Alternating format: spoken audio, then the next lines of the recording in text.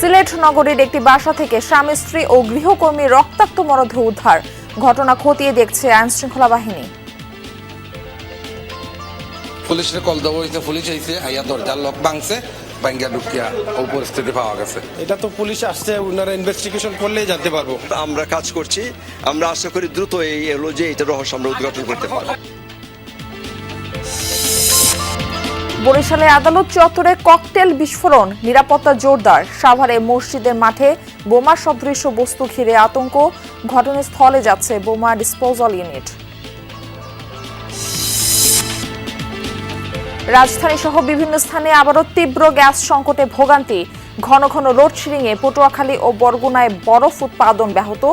সাগরে মাছ ধরতে যেতে পারছে না জেলেরা। যাইতে পারতেছি না, মাছ ধরা তো বরফ লাগবে, বরফ ছাড়া আমাদের কোনো উপায় নাই। কারণ 1 ঘন্টা থাকলে 4 ঘন্টা থাকে না। একটা বরফ কিনতাম আগে 80 টাকায়, এখন কেন লাগে 350-400 টাকায়। আমাদের দাবি যে 24 ঘন্টা যাতে এই লাইন দিয়ে কারেন্ট থাকে।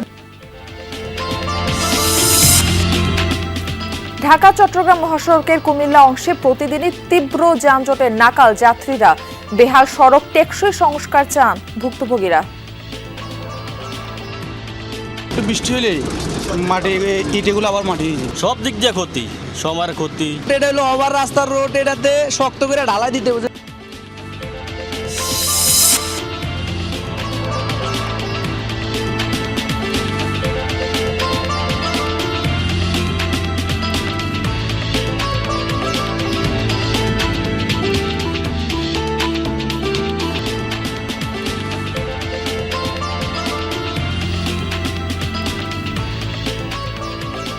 আমন্ত্রণ সংবাদ সারা দেশে, আপনাদের সঙ্গে থাকছি আমি মারফি রহমান। এতক্ষণ শিরোনাম দেখছিলেন, এবার বিস্তারিত। সিলেট নগরীর একটি বাসা থেকে স্বামী স্ত্রী ও গৃহকর্মীর মরদেহ উদ্ধার করেছে পুলিশ। নিহতরা হলেন আব্দুস সাত্তার, সুরাইয়া বেগম ও গৃহকর্মী তাহমিনা বেগম। স্থানীয়রা জানায়, সকালে বাসায় এক মিস্ত্রি এসে ডাকাডাকি করে সারা শব্দ না পাওয়ায় আশেপাশের লোকজনকে বিষয়টি জানান। পরে পাশের ভবন থেকে ওই বাসার বারান্দায় রক্ত দেখে পুলিশকে খবর দেয় স্থানীয়রা। পুলিশ গিয়ে ঘরের দরজা খুলে 3 জনের মরদেহ দেখতে পায়। পুলিশ জানিয়েছে, বাসায় আলমারি ও ড্রয়ার খোলা পাওয়া গেছে। ডাকাতি এবং পারিবারিক কলহ দুটি বিষয় মাথায় নিয়ে কাজ চলছে। আশপাশের মানুষে জানছেন যে সেও দরজা খুলেন না, তখন ও বাসার বিল্ডিং তাকিয়া খেয়ে কইছেন যে উঠিয়াও বারান্দাত রক্ত দেখা যায়। এই বয়সে আর কারোর শত্রুতা থাকার তো কোনো কথাই নাই। এইটা আমরা পারিবারিক কোনো আগের মধ্যে শত্রুতা আছে কিনা এটা আমরা খতিয়ে দেখছি, অথবা এটা কোনো হলো যে এই ডাকাইতি জনিত কোনো হলো যে মার্ডার কিনা এইটা আমরা খতিয়ে দেখছি। আমাদের স্পেশাল টিম এখানে আছে। এ বিষয়ে আরো তথ্য জানাতে আমাদের সঙ্গে যুক্ত হচ্ছেন সহকর্মী নাবিল হোসেন। নাবিল, এই যে 3 জনের মরদেহ উদ্ধার করা হলো, এই নিয়ে পুলিশ ও স্বজনরা কি বলছেন, এ বিষয়ে একটু বিস্তারিত তথ্য জানাবেন। দেখুন, এখন পর্যন্ত যদি আপডেট তথ্য জানাই, তাহলে স্বজন যারা আছেন তারা বলছেন আসলে তারা এই যারা মারা গেছেন তারা খুবই বয়োবৃদ্ধ, ফলে তাদের সাথে কারো ব্যক্তিগত শত্রুতা, পারিবারিক শত্রুতা সেই বিষয়ে তাদের কাছে কোনো ধারণা নেই। তবে পুলিশ যেটি বলছে সেটি হচ্ছে যে এই যে বাসার যে দরজাটা বাইরে থেকে, প্রধান যে দরজা সেটি লাগানো ছিল ভেতর থেকে, এবং তারা সেটি আসলে খুলেই ভেতরে প্রবেশ করে। তবে ভেতরে আলমারি কিংবা ড্রয়ার যে আছে সেগুলো খোলা পেয়েছে, এবং সেগুলো থেকে তারা ধারণা করছে যে হয়তো মূল্যবান স্বর্ণ বা টাকা পয়সা লুট হতে পারে। সেই দিক থেকে এটিকে তারা আসলে একটি ডাকাতির ঘটনাই তারা ধারণা করছেন। অপরদিকে তারা বলেছেন যে যেহেতু এরকম একটি ঘটনা, ফলে সেখানে পারিবারিক কোনো বিষয় থাকতে পারে কিনা সেটিও তারা সন্দেহের বাইরে রাখছে না। এই দুটি মোটিভকে সামনে রেখেই এখানে ভেতরে সিআইডি কাজ করছে। বাসার যে মূল যে দরজা সেটি তো বন্ধ ছিল, বাইরের বা অন্য কোনো দিক দিয়ে কেউ আসলে ভেতরে প্রবেশ করেছে কিনা সেই বিষয়গুলো তারা খতিয়ে দেখছেন। পাশাপাশি পুলিশ আরেকটি বিষয় জানিয়েছে যে যাদেরকেই আসলে এখানে তাদের মরদেহ পাওয়া গেছে প্রত্যেকেই শরীরেই ধারালো অস্ত্রের আঘাত রয়েছে, এবং সেটি আসলে হত্যার উদ্দেশ্যেই তাদেরকে এখানে তাদের উপর আঘাত করা হয় সেরকমই পুলিশ প্রাথমিকভাবে ধারণা করছে এবং আমাদেরকে জানিয়েছে। এবং এখানে স্থানীয় যারা আছেন তারা বলছেন যে যিনি মারা গেছেন আব্দুস সাত্তার, তিনি এখানে দীর্ঘদিন ধরে বসবাস করে আসছেন এবং এখানে স্থানীয় বাসিন্দা।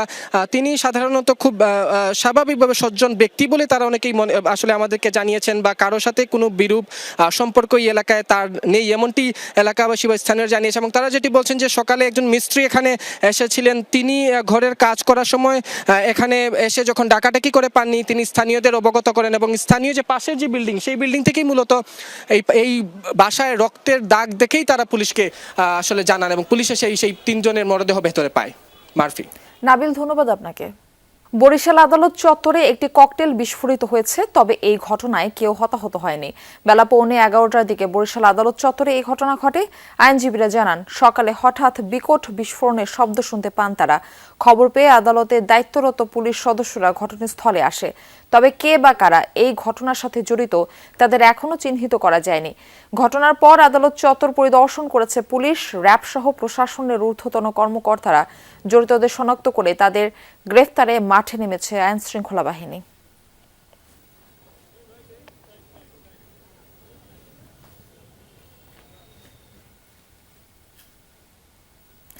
এই বিষয়ে আরো তথ্য জানাতে আমাদের সঙ্গে যুক্ত হচ্ছেন সহকর্মী কাউসার হোসেন। কাউসার, কে বা কারা ককটেল বিস্ফোরণে জড়িত কিছু জানা গেল কিনা এবং পুলিশ কি বলছে এই বিষয়ে? মার্ফি, এই ঘটনার সাথে আসলে কারা জড়িত এখন পর্যন্ত পুলিশ বা আইন শৃঙ্খলা রক্ষাকারী বাহিনীর কোনো সদস্যই আমাদের নিশ্চিত করতে পারেনি। তবে তারা বিষয়টি খতিয়ে দেখছেন এবং গুরুত্বের সাথেই দেখছেন, কারণ আদালত চত্বর যেহেতু একটি স্পর্শকাতর জায়গা, এখানে বিচার প্রার্থী বা আইনজীবী এবং বিচারকরা এসে থাকেন এবং একেবারেই বরিশাল মহানগর দায়রা জজ আদালতের যে একেবারে প্রধান ফটক, সেই ফটকের ভিতরেই কিন্তু এই বিস্ফোরণের ঘটনাটি ঘটেছে এবং এই ঘটনায় কিন্তু যারা বিচার প্রার্থী রয়েছে তাদের মধ্যে আতঙ্ক বিরাজ করছে, আইনজীবীদের মধ্যে আতঙ্ক বিরাজ করছে। তবে যাতে আতঙ্ক কেটে যায় এবং যাতে এখানে বিচার প্রক্রিয়া স্বাভাবিক থাকে, সেক্ষেত্রে কিন্তু প্রতিটি আদালতের কার্যক্রম কিন্তু এখানে চলছে এবং আইন শৃঙ্খলা রক্ষাকারী বাহিনীর মধ্যে র্যাব সদস্যরা এবং পুলিশের দ্বারা গোয়েন্দা সংস্থার সদস্যরা রয়েছেন, মহানগর পুলিশ, জেলা পুলিশ থেকে শুরু করে সিইডি সদস্যরা কিন্তু এখানে এসছেন এবং এই যে ঘটনা যে স্পটটি রয়েছে সেখান থেকে কিন্তু যে ককটেলটি বিস্ফোরণ হয়েছে সেই বিস্ফোরিত ককটেলের আলামতও তারা সংগ্রহ করেছেন এবং তারা এটি পুঙ্খানুপুঙ্খানুভাবে যাচাই বাছাই করে দেখছেন যে আসলে ঘটনাটি কি কোনো পরিকল্পিত আসলে নাশকতা নাকি বিচ্ছিন্ন ঘটনা। আসলে যাই ঘটুক না কেন পুলিশের পক্ষ থেকে নিশ্চিত করা হয়েছে দ্রুত সময়ের মধ্যে এটি তারা বের করে ফেলতে পারবে। মার্শি। কাউসার, ধন্যবাদ আপনাকে। সাভারে একটি মসজিদের মাঠে মিলেছে বোমা সদৃশ্য বস্তু। সেটি দেখতে অনেকটা প্রেসার কুকারের মতো। খবর পেয়ে ঘটনাস্থলে ঘিরে রেখেছে পুলিশ। ঘটনাস্থলে যাচ্ছে বোম ডিসপোজাল ইউনিট। পুলিশ জানায়, গতরাত 1:30টার দিকে সাধাপুর গোপের বাড়ি এলাকায় লালটেক ঘোড়া মসজিদের মাঠে একটি প্লাস্টিকের ড্রাম দেখতে পান স্থানীয়রা। ড্রামের ভেতর কাপড় চোপড়, একটি কোরআন শরীফ এবং প্রেসার কুকার সদৃশ্য বস্তু দেখতে পান তারা। সকালে খবর দেওয়া হয় পুলিশকে। বস্তুটি বোমা কিনা তা পরীক্ষার পরেই বোঝা যাবে বলে জানিয়েছেন পুলিশ কর্মকর্তারা। কে বা কারা কি উদ্দেশ্যে ড্রামটি সেখানে রেখে গেছে তা তদন্ত করে দেখা হচ্ছে। সংবাদের শুরুতেই যেরকমটা জানাচ্ছিলাম, সাভার থেকে যুক্ত হচ্ছেন সহকর্মী Mahfuzur Rahman Nipu. Nipu, bomb disposal unit পৌঁছেছে কিনা আর পুলিশ কি বলছে এই বিষয়ে? পর্যন্ত ঘটনাস্থলে এখনো আসেনি, তবে আইন শৃঙ্খলা অন্যান্য রক্ষাকারী বাহিনী কিন্তু তারা আমরা দেখেছি যে ঘটনাস্থলে রয়েছেন। যদি আপনাদের কিন্তু দেখাতে চাই যে এই যে অঞ্চলটিতে তারা দড়ি দিয়ে লাল নিশানা গেড়ে একটি ঝুঁকিপূর্ণ অঞ্চল হিসেবে সেটি শনাক্ত করে রেখেছেন। এরই মধ্যে আইন শৃঙ্খলা বিভিন্ন বাহিনীর সদস্যরা তারা এসে এখানে ঘেরাও করে রেখেছেন। এটি কিন্তু একটি মাদ্রাসা এবং মসজিদ। এই মসজিদের সামনে একটি খোলা জায়গা মাঠ রয়েছে। এই মাঠের সামনেই মূলত এই যে বোমা সাদৃশ্য যে বস্তুটি সেটি কিন্তু রয়েছে। পুলিশ যেটি বলছে যে আসলে আতঙ্ক তৈরি করার জন্য অপরাধীরা হয়তো এমন কি করতে পারে। এরই মধ্যে কিন্তু তারা কাজ শুরু করেছে, তারা তদন্ত শুরু করেছে কেন কোথায় থেকে এটি এলো। তবে প্রাথমিকভাবে যেটা আমরা জেনেছি যে গত রাত্রে 3 জন ব্যক্তি এই জিনিসটি এখানে রেখে গেছেন, এমনটি কিন্তু পুলিশের পক্ষ থেকে জানানো হচ্ছে। তবে কি কারণে কি উদ্দেশ্যে তারা কারা এই বিষয়টি নিয়ে কিন্তু এর মধ্যে তারা কাজ শুরু করেছেন, তবে এখনো পর্যন্ত নিশ্চিত হতে পারে। এর মধ্যে পুলিশ মাঠে নেমেছেন। ওই 3 ব্যক্তির খুঁজে কিন্তু এরই মধ্যে পুলিশ মাঠে নেমেছেন। আর বোমা নিষ্ক্রিয় দল এখনো ঘটনাস্থলে পৌঁছানোর পরই আসলে মূলত এই বিষয়টি তারা উদ্ধার করবেন। ধন্যবাদ নিপু। খুলনায় এক যুবদল কর্মীকে গুলি করে হত্যা করেছে দুর্বৃত্তরা। গতরাতে রূপসা উপজেলার রূপসা ব্রিক্স নামের একটি ইট ভাটায় এই ঘটনা ঘটে। ফখরুল শেখ রূপসা কলেজের সাবেক ছাত্রদল নেতা ও যুবদলের কর্মী ছিলেন। পরিবার জানায় ইট ভাটাটি ফখরুলের ছিল। সেখানে চুরির ঘটনায় নিরাপত্তার জন্য তিনি মাঝে মধ্যে রাতে পাহারা দিতেন। গতরাতেও তিনি ভাটায় ছিলেন। পুলিশ জানায় রাতে দুর্বৃত্তরা ফখরুলকে গুলি করে পালিয়ে যায়। পরে স্থানীয়রা তাকে হাসপাতালে নিয়ে গেলে চিকিৎসক মৃত ঘোষণা করে। হত্যার কারণ জানতে তদন্ত চলছে বলে জানিয়েছে পুলিশ। রাজধানী সহ বিভিন্ন জেলায় আবারও তীব্র হয়েছে গ্যাস সংকট। চরম ভোগান্তি পোহাতে হচ্ছে গ্রাহকদের। চট্টগ্রাম, গাজীপুর, নারায়ণগঞ্জ সহ বিভিন্ন স্থানে ফিলিং স্টেশনগুলোতে গ্যাস নিতে দীর্ঘ সময় অপেক্ষা করতে হচ্ছে যানবাহন চালকদের। সংকটের কারণে সাময়িকভাবে বন্ধ রাখা হচ্ছে অনেক সিএনজি রিফুয়েলিং স্টেশন। গ্যাসের চাপ কম থাকায় ভোগান্তি পোহাতে হচ্ছে আবাসিক গ্রাহকদেরও। উৎপাদন ব্যাহত হচ্ছে কারখানায়। এতে বিপাকে পড়েছেন শিল্প উদ্যোক্তারা। দ্রুত গ্যাস সংকট সমাধানের দাবি জানিয়েছেন গ্রাহকরা। কর্ণফুলী গ্যাস ডিস্ট্রিবিউশন কোম্পানি জানিয়েছে, মাতারবাড়ি গভীর সমুদ্রে এলএনজি টার্মিনালের একটি ব্রয়লারে ত্রুটি থাকায় গ্যাস সরবরাহ কমেছে।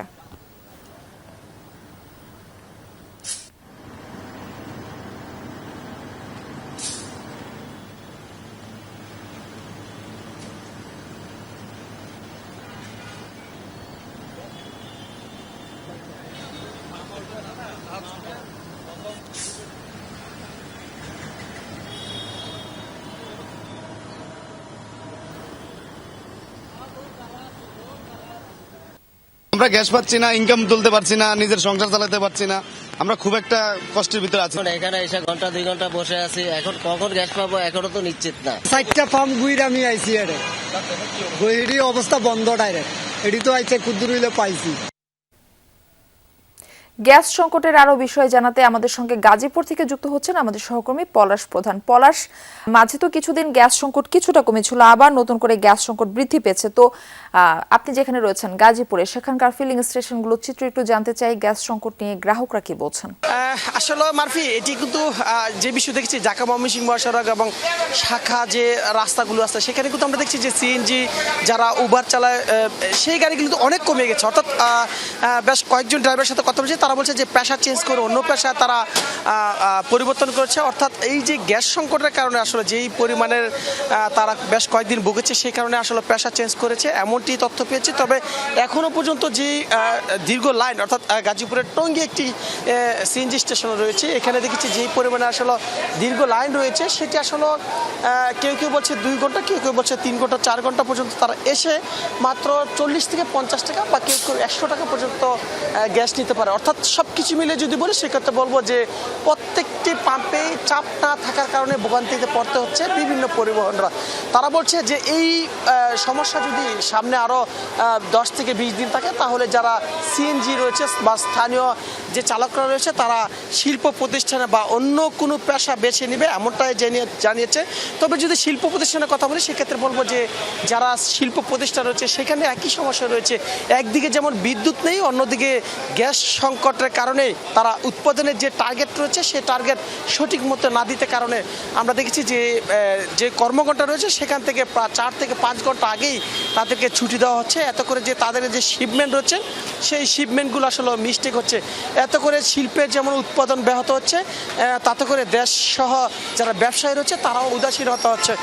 এই নিয়ে যদি আসলে শিল্প প্রতিষ্ঠান বলছে যদি আসলে দ্রুত গতিতে এটি সমাধান না করা না হয়, বিশ্বের দরবারে এই শিল্প প্রতিষ্ঠান বাংলাদেশের তালিকা শেষের দিকে থাকবে, এমনটাই জানিয়েছিল শিল্প প্রতিষ্ঠানের মালিকেরা। পলাশ প্রধান, ধন্যবাদ আপনাকে। লোডশেডিং এর প্রভাব পড়েছে পটুয়াখালী ও বরগুনার জেলেদের মধ্যে। মৎস্য বন্দরগুলোতে বিদ্যুৎ না থাকায় চাহিদা মতো বরফ উৎপাদন হচ্ছে না, যার ফলে ট্রলার নিয়ে সাগরে যেতে পারছে না বেশিরভাগ জেলে। এছাড়া ট্রলারের ইঞ্জিন বিকল হলেও ওয়ার্কশপগুলোতে মিলছে না প্রয়োজনীয় সেবা। দ্রুত সংকট নিরসনের আশা বিদ্যুৎ বিভাগের। এ সময় সাগরে থাকার কথা এসব মাছ ধরার ট্রলারের, অথচ বাধ্য হয়ে ঘাটেই অলস সময় কাটাতে হচ্ছে শত শত মৎস্য শ্রমিকদের। এই চিত্র পটুয়াখালীর আলিপুর ও মহিপুর মৎস্য অবতরণ কেন্দ্রের। ছোট বড় মিলিয়ে এই অঞ্চলে রয়েছে অন্তত 30টি বরফকল। বছরের অন্যান্য সময়ে কর্মব্যস্ততা থাকলেও লোডশেডিং এর কারণে নেই আগের সেই ব্যস্ততা। গেল 2 সপ্তাহ ধরে ঘন ঘন লোডশেডিং এ ব্যাহত হচ্ছে বরফ উৎপাদন, আর তাতেই থমকে আছে জেলেদের সাগর যাত্রা। গাঙে যাইতে পারতেছি না, মাছ ধরা তো বরফ লাগবে, বরফ ছাড়া আমাদের কোনো উপায় নাই। কারণ 1 ঘন্টা থাকলে 4 ঘন্টা থাকে না, লাগাই খাইতে খাইতে আরোদের কাছে আমরা দেনা হয়ে গেছি। সব মিল বন্ধ। আমরা যাই জিজ্ঞেস করলাম, কারেন্ট সমস্যা, কারেন্ট আয় আর যায়। বরফকলগুলোতে আগে যেখানে 2 থেকে 250 ক্যান পর্যন্ত বরফ উৎপাদন হতো, সেখানে উৎপাদন নেমেছে প্রায় অর্ধেকে। এতে শঙ্কায় ব্যবসায়ীরা। সবাই বরফের উপর নির্ভর করে, কিন্তু আমরা কারেন্টের সমস্যার কারণে বরফ উৎপাদন করতেই পারতেছি। এই 2 মৎস্যবন্দর সহ পর্যটন কেন্দ্র কুয়াকাটায় বিদ্যুতের চাহিদা 12 থেকে 13 মেগাওয়াট। তবে এখানেও সরবরাহ নেমেছে অর্ধেকে। এ বিষয়ে ক্যামেরার সামনে কথা বলতে না চাইলেও অডিও বার্তায় খুব শিগগিরই সংকট নিরসনের আশা প্রকাশ করেন পটুয়াখালী পল্লী বিদ্যুৎ সমিতির জেনারেল ম্যানেজার। গণপ্রজাতন্ত্রী বাংলাদেশ সরকার জ্বালানির সংকট দ্রুত সমাধানের জন্য আপ্রাণ চেষ্টা করে যাচ্ছেন এবং যে সকল পাওয়ার প্ল্যান্টগুলো রক্ষণাবেক্ষণ কাজের জন্য বন্ধ আছে, এই সকল পাওয়ার প্ল্যান্টও দ্রুত উৎপাদনে আবার ফিরে আসবে। এই সাময়িক সংকট কিছুদিনের জন্য। লোডশেডিংয়ে ভোগান্তিতে পড়েছে বরগুনার পাথরঘাটার বরফকল কর্তৃপক্ষও। অভিযোগ, দিনের 24 ঘন্টার মধ্যে বিদ্যুৎ পাওয়া যায় মাত্র 6 ঘন্টা। এতে সলিড বরফ তৈরি হয় না। এছাড়া ট্রলারের ইঞ্জিন বিকল হলেও ওয়ার্কশপে মিলছে না প্রয়োজনীয় সেবা। 1 পিস বরফ বানাইতে সময় লাগে একটানা 20 ঘন্টা মেশিন চালানো লাগবে। একটা বরফ কিনতাম আগে 80 টাকায়, এখন কেন লাগে 350-400 টাকায়। আমাদের দাবি যে 24 ঘন্টা যাতে এই লাইন দিয়ে কারেন্ট থাকে, বরফ মিল এলাকাটায় কারেন্টটা থাকে। বিদ্যুৎ বিভাগ বলছে সমস্যার সমাধানে মন্ত্রণালয় ও পল্লী বিদ্যুৎ বোর্ডকে এরই মধ্যে জানানো হয়েছে। বিদ্যুৎ উৎপাদন ঘাটতির কারণে এই আমরা লোডশেডিং করে চালাইতে হচ্ছে আর কি। ঊর্ধ্বতন যারা আমাদের কর্তৃপক্ষ আছে ওনারা ওয়াকিবহাল আছে এবং ওনাদের পক্ষ থেকে সর্বোচ্চ চেষ্টা করতেছে যে সমস্যার সমাধান করার জন্য। এদিকে বরফ সংকটে প্রতিদিনই জেলেদের মাছ নষ্ট হচ্ছে, বাড়ছে দামও। সাইফ আহমেদ, যমুনা নিউজ। গোপালগঞ্জের কাশিয়ানীতে ট্রেনে কাটা পড়ে 2 যুবকের মৃত্যু হয়েছে। মঙ্গলবার মধ্যরাতে উপজেলার মহেশপুর রেল স্টেশন এলাকায় এই দুর্ঘটনা ঘটে। নিহতরা হলেন মহেশপুর ইউনিয়নের বাবুইখোলা গ্রামের হাসিব গাজী ও নোয়াপাড়া গ্রামের মেহেদি শেখ। রেলওয়ে পুলিশ জানায়, গরমের কারণে রাতে 2 যুবক রেল লাইনের উপর ঘুমিয়েছিলেন। এ সময় খুলনাগামী জেহানাবাদ এক্সপ্রেস ট্রেন তাদের উপর দিয়ে চলে যায়। এতে ঘটনাস্থলেই তাদের মৃত্যু হয়। খবর পেয়ে ভাঙা রেলওয়ে পুলিশ মরদেহ দুটি উদ্ধার করে।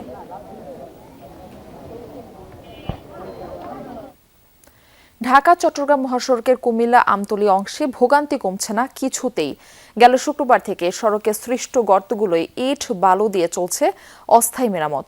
তবে সামান্য বৃষ্টি বা গাড়ির চাকার চাপে আবারও বেরিয়ে আসছে পুরনো ক্ষত। সে সাথে প্রতিদিন যানজটের ভোগান্তিও পোহাতে হচ্ছে যাত্রী এবং চালকদের। সড়ক ও জনপথ বিভাগ বলছে, দ্রুতই শুরু হবে স্থায়ী সংস্কার কাজ। মহাসড়কে যানবাহনের দীর্ঘ সারি, 5 থেকে 10 এমনকি 20 কিলোমিটারও ছাড়িয়ে যায় যানজট। ঢাকা চট্টগ্রাম মহাসড়কের কুমিল্লার আমতলী অংশে এই চিত্র এখন প্রতিদিনের।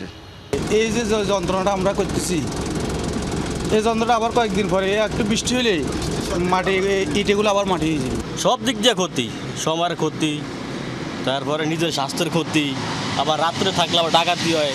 বিশ্বর থেকে শুরু করছি, এখন ক্যান্টারম্যান দিলে কইতে পারবো যে কারণ কোন জায়গায়। ক্যান্টারম্যানের জ্যামটা আপনার দীর্ঘ আজকে 1 সপ্তাহ মতন এভাবে চলতেছে। ভোগান্তির কারণ বেহাল সড়ক। প্রায় কোটি টাকা ব্যয়ে রাস্তায় তৈরি হওয়া গর্ত মেরামতের চেষ্টা চলছে। এই কারণে একদিকে মেরামত স্থলে ধীরগতিতে চলছে যানবাহন আর দীর্ঘায়িত হচ্ছে যানজট। অন্যদিকে বৃষ্টি নামলে বা গাড়ির চাকার চাপে ইট বালু সরে আবারও বের হয়ে আসছে রাস্তার গর্ত। ইট বালুতে কাম হইব না, এটা হলো হাইওয়ে রোড, এটা হলো ওভার রাস্তার রোড, এটাতে শক্ত করে ঢালাই দিতে হবে। ইট বালু দিয়ে কাজ করতেছে, চাক্কার বাড়ি বাড়ি চলে যেতেছে, টাকারও আমগরও কষ্ট হইতেছে। যাত্রী চালকদের ভোগান্তি শুধু নয়, প্রভাব পড়েছে সড়কে দায়িত্বরত হাইওয়ে পুলিশের উপরও। প্রতিদিনের যানজটের চাপ সামাল দিতে হিমশিম খাচ্ছেন তারা। রাস্তা কুটির জন্য একটু ঝামেলা হয়েছে, আমরা কাজ করতেছি। আমাদের সর্বত্র পুলিশ আছে, ইনশাল্লাহ দ্রুত একটা সমাধান আশা করি যে হবে। সড়কের এই গর্তগুলো আপাতত ইট বালু দিয়ে সংস্কার করা হলেও অল্প বৃষ্টিতেই নষ্ট হয়ে যাচ্ছে সেই সংস্কার। ফলে প্রশ্ন থেকেই যাচ্ছে, আর কতদিন জোড়াতালি দিয়ে চলবে ঢাকা চট্টগ্রামের এই গুরুত্বপূর্ণ মহাসড়ক? স্থানীয়দের অভিযোগ, প্রতি বছর একই স্থানে এমন গর্তের সৃষ্টি হয়। প্রশ্ন উঠেছে, অস্থায়ী এই সংস্কার দিয়ে আর কতদিন চলবে? সড়ক ও জনপথ কর্মকর্তা জানালেন, বৃষ্টির মৌসুম শেষ হলেই স্থায়ী সংস্কারের উদ্যোগ নেওয়া হবে।